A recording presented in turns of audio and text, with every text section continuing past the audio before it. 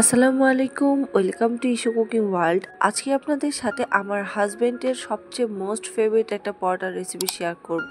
তার এই পরোটাটা এত বেশি পছন্দ যে আমাকে প্রায় এই পরোটাটা তৈরি করে দিতে হয় তাকে। চলুন আজকে আপনাদের সাথে আমার হাজবেন্ডের স্পেশাল চিকেন পরোটার রেসিপিটি শেয়ার করি। সকালের নাস্তায় বা বিকালে চাইলে আপনারা এভাবে পরোটা তৈরি করে নিতে পারেন। চলুন ঝটপট রেসিপিটি দেখে নেই। আজকে চিকেন পরোটা তৈরি করতে আমাদের লাগবে চিকেন। আমি মুরগির মাংসকে একদমই ছোট ছোট পিস করে কেটে নিয়েছি। এখন এর মধ্যে দিয়ে দিচ্ছি হাফ চামচ পরিমাণে আদা বাটা, হাফ চামচ পরিমাণে রসুন বাটা, হাফ চামচ পরিমাণে জিরা বাটা, আর দিয়ে দিলাম গরম মশলা বাটা হাফ চামচ পরিমাণে, কালো গোলমরিচের গুঁড়া দিয়ে দিলাম হাফ চামচ পরিমাণে, লাল মরিচের গুঁড়া দিয়ে দিলাম হাফ চামচ পরিমাণে, লবণ দিয়ে দিলাম স্বাদ মতো। এরপরে দিয়ে দিলাম টক দই 3 চামচ পরিমাণে। অবশ্যই টক দই দেওয়ার চেষ্টা করবেন, তাহলে কিন্তু চিকেনটা খেতে অনেক বেশি মজা হবে। এখন সবগুলো উপকরণ ভালোভাবে মিশিয়ে নিচ্ছি। 5 মিনিটের জন্য রেস্টে রেখে দিলাম। কড়াইয়ে পর্যাপ্ত পরিমাণে তেল দিয়ে দিচ্ছি। এরপরে দিয়ে দিলাম 2 মুঠ পরিমাণে পেঁয়াজ কুচি। এই রান্নাতে কিন্তু একটু পেঁয়াজটা বেশিই লাগবে। পেঁয়াজটাকে হালকা যখন ভাজা হয়ে যাবে তখন দিয়ে দিচ্ছি স্বাদ মতো লবণ। পেঁয়াজটাকে সাইডে রেখে দিলাম।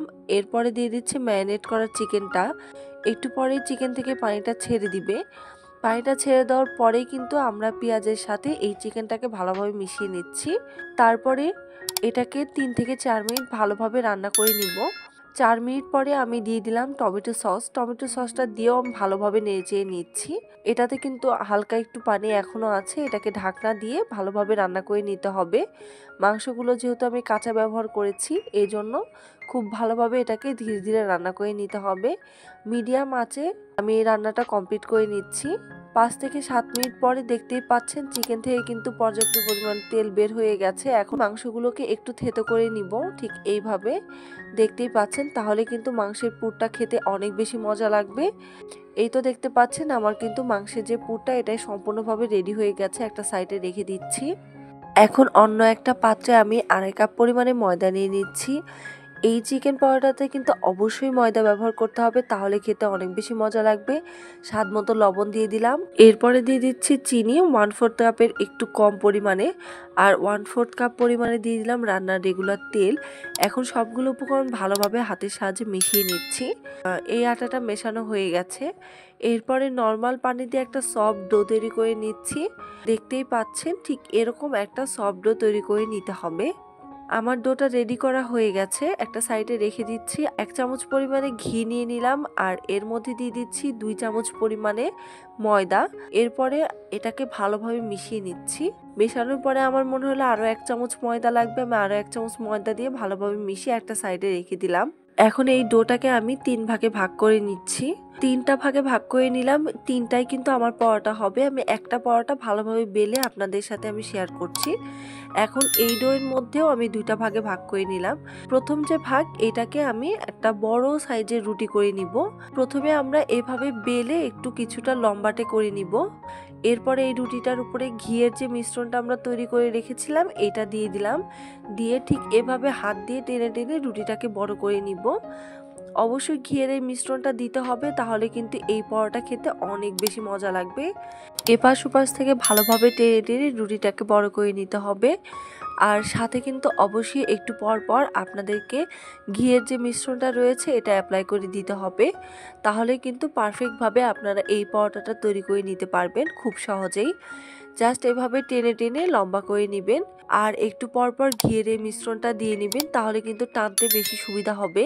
দেখতেই পাচ্ছেন আমি কিন্তু টেনে টেনে রুটিটাকে ঠিক এভাবে লম্বা করে নিচ্ছি। এই তো দেখতে পাচ্ছেন আমার রুটিটা কিন্তু একদমই বড় সাইজের হয়ে গেছে। এটাকে মাঝ বরাবর ভাঁজ করে একটা সাইডে রেখে দিচ্ছি। বাকি যে ময়দার ডোটা ছিল এটাকেও ভালোভাবে বেলে নিচ্ছি, আর ঠিক এভাবেই টেনে টেনে লম্বা একটা রুটি করে নিচ্ছি। আর মাঝে মাঝে অবশ্যই ঘিয়ের এই মিশ্রণটা দিয়ে দিতে হবে।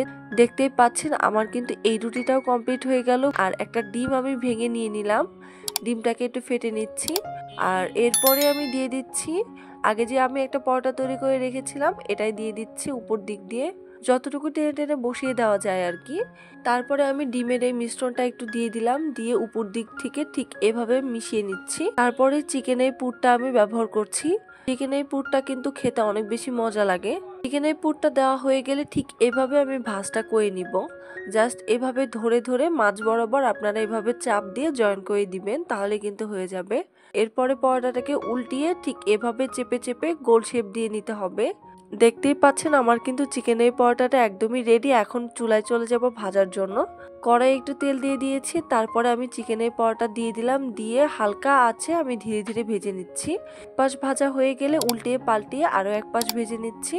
এই পরোটা ভাজতে কিন্তু খুব একটা বেশি সময় লাগে না, তবে একটু আঁচে আঁচে ধীরে ধীরে ভেজে নেবেন।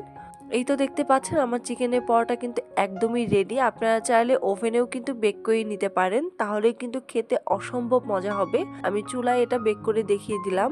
কতটা যে মজা এটা আসলে না বানালে বুঝতে পারবেন না। খেতে অনেক বেশি মজা হয় এই চিকেনের পরোটাটা, আর প্রত্যেকটা লেয়ার যখন মুখে পড়ে তখন খেতে আরো বেশি মজা লাগে। একবার হলে ট্রাই করবেন, কেমন হয়েছে কমেন্ট বক্সে কমেন্ট করে জানাতে পারেন।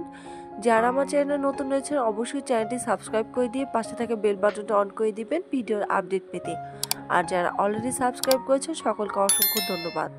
চিকেনের পরোটাটাকে আমি ভেঙে দেখিয়ে দিচ্ছি ভিতরটা কতটা সুন্দর হয়েছে, একদম লেয়ারে ভরপুর। খেতে কিন্তু অনেক বেশি মজা হয়েছিল। সকালের নাস্তায় বা বিকালে যে কোনো সময় আপনারা চাইলে এভাবে ঝটপট চিকেনের পরোটা বানিয়ে রাখতে পারেন। পুরটাও যদি আগে আপনারা বানিয়ে রাখেন, পরবর্তীতে আটাটা রেডি করেও কিন্তু আপনারা চাইলে এভাবে পরোটা তৈরি করে নিতে পারেন। সস দিয়ে এই পরোটাগুলো খেতে কিন্তু দারুণ মজা। ভালো থাকবেন, সুস্থ থাকবেন, আল্লাহ হাফেজ। আর অবশ্যই ইশু কুকিং ওয়ার্ল্ড চ্যানেলের পাশে থাকবেন।